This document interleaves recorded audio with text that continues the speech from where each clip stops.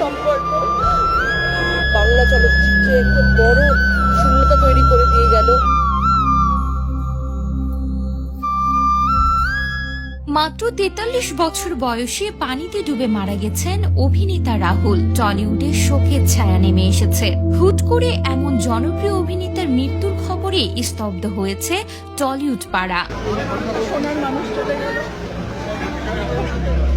চিরদিনই তুমি যে আমার সিনেমার মাধ্যমে সিনেমা জগতে পা রাখেন রাহুল। জানা যায় ভোলে বাবা পার কারেগা ধারাবাহিকের শুটিং চলাকালীন তালসারির জলে নেমেছিলেন তিনি। সেখানেই তলিয়ে যান অভিনেতা।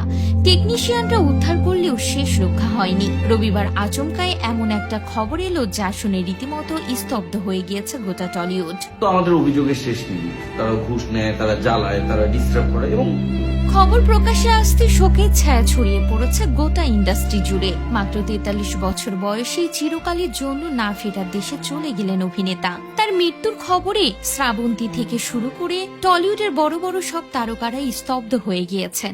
কেউই বিশ্বাস করতে পারছেন না এই অভিনেতা এত তাড়াতাড়ি সবাইকে ছেড়ে চলে যাবেন। প্রসঙ্গত, চিরদিনই তুমি যে আমার সিনেমার হাত ধরে জনপ্রিয়তা অর্জন করেছিলেন রাহুল। এই সিনেমায় কাজ করতে গিয়ে প্রিয়াঙ্কা সরকারের সঙ্গে সম্পর্ক স্থাপন, তারপরে বিয়ে। যদিও মাঝে দম্পতির মধ্যে দূরত্ব তৈরি হয়েছিল, কিন্তু বর্তমানে একমাত্র ছেলে সহজকে নিয়ে বেশ হাসি খুশি জীবন অতিবাহিত করছিলেন রাহুল। রাহুলের এই মৃত্যুতে ভেঙে পড়েছেন তার প্রাক্তন স্ত্রী প্রিয়াঙ্কা এবং তার ছেলে সহজ।